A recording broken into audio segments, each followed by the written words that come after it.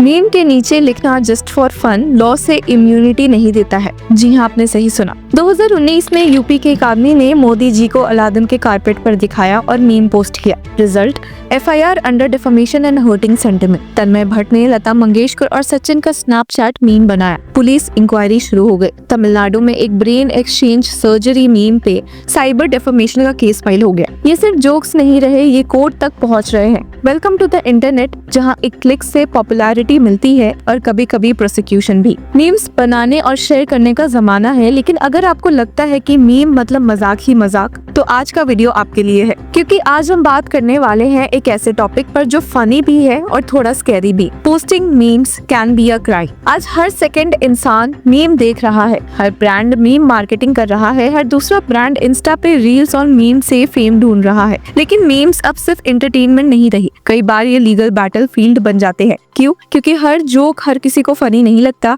और इंडिया का cyber law काफी एक्टिव हो गया है। तो चलिए कुछ रियल एग्जांपल्स पहले देखते हैं। AIB roast 2050। तन्मय भट्ट, करण जौहर, अर्जुन कपूर, सबके ऊपर मल्टीपल FIRs हुई। Reason? Offensive content, vulgarity and hurting public morality. Next case है तन्मय भट्ट स्नैपचैट मीम। लता मंगेशकर और सचिन तेंदुलकर के फेसेस पे स्नैपचैट फिल्टर लगाकर बनाया गया मीम। डिफेमेशन और IT एक्ट के तहत इंक्वायरी हुई। तीसरा है Modi as Aladdin meme 2019 UP. एक आदमी ने PM मोदी को अलादीन के जादू के कारपेट पर दिखाया। मीम में कैप्शन था, अच्छे दिन आ गए। Result FIR under defamation, hurting sentiments and spreading fake news. CM Bhupesh Baghel as Harry Potter 2021 Chandigarh. Reserve outfit में CM को टैक्स स्पेल डालते हुए दिखाया। Charges cyber defamation and public mischief. Brain exchange surgery meme Tamil Nadu 2022। दो पॉलिटिशियंस की फेक एक्सरे पोस्ट हुई। Meme बना था कि दोनों ने दिमाग एक्सचेंज किया है। Booked under cyber defamation.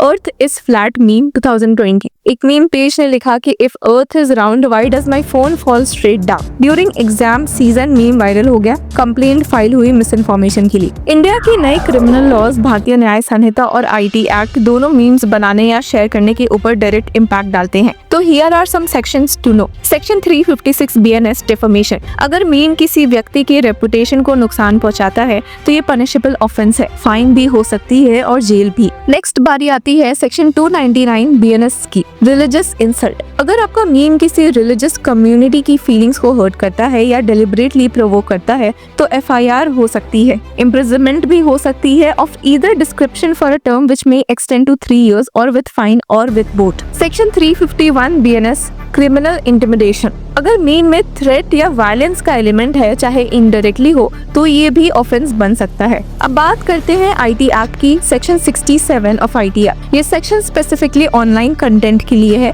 अगर आप कोई ऑब्सीन, वल्गर या सेक्सुअली एक्सप्लिसिट मीम पोस्ट करते हो तो साइबर पुलिस एक्शन ले सकती है और पनिशमेंट भी हो सकती है इम्प्रिजनमेंट की, जो कि 3 साल तक भी एक्सटेंड हो। नेक्स्ट बारी आती है सेक्शन 66 ऑफ IT एक्ट की।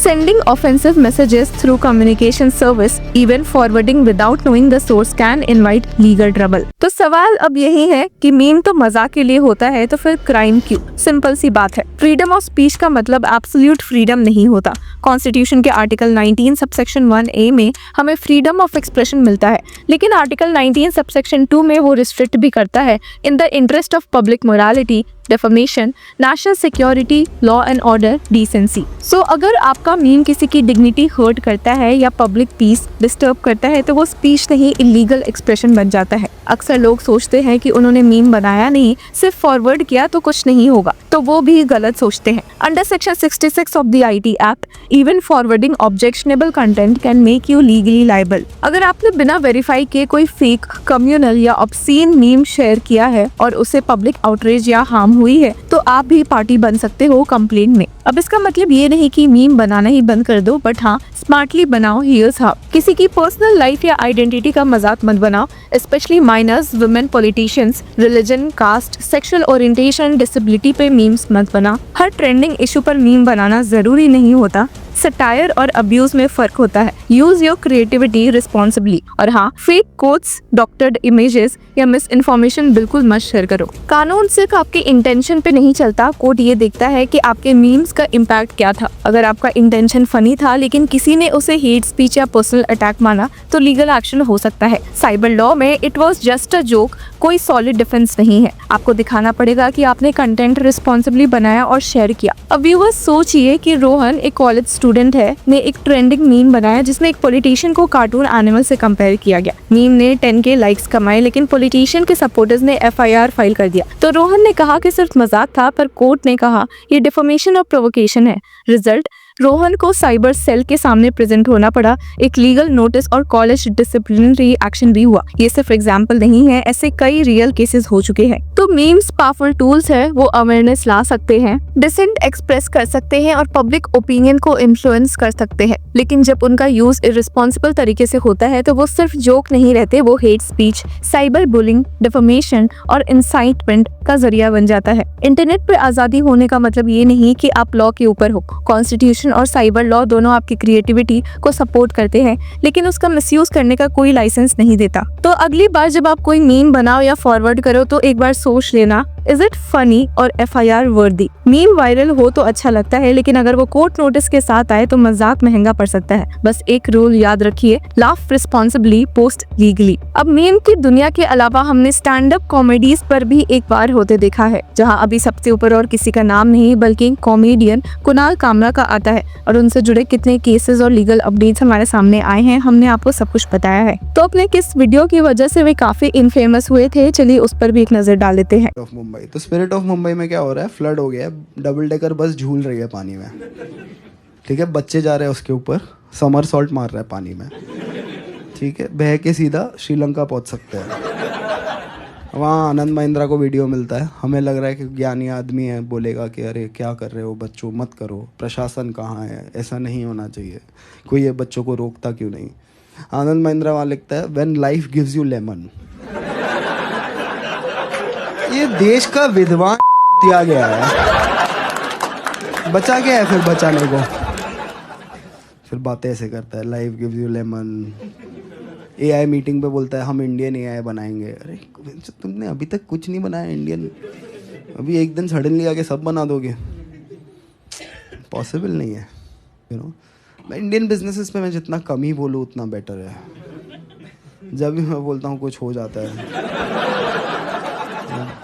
I've decided that why should I offend people? तो viewers, for more such real practical legal breakdowns, follow, share and stay aware। और ध्यान रखिए कि कानून फनी नहीं होता, पर उसको लाइटली लेना कॉस्टली जरूर हो सकता है। Hello law lovers and justice seekers, welcome to law Chakra. हम आपके लिए लेकर आए हैं कुछ बहुत ही exclusive. Introducing law Chakra prime membership, जो आपको देगा exclusive access like never before. यानी कि फुल इनसाइडर एक्सेस, वो भी बस घर बैठे। यही नहीं, प्राइम मेंबर को मिलेगा access to exclusive interview session with renowned जजेस, लीगल एक्सपर्ट्स एंड लॉयर्स। ऐसे इनसाइट्स जो आपको कहीं और नहीं मिले।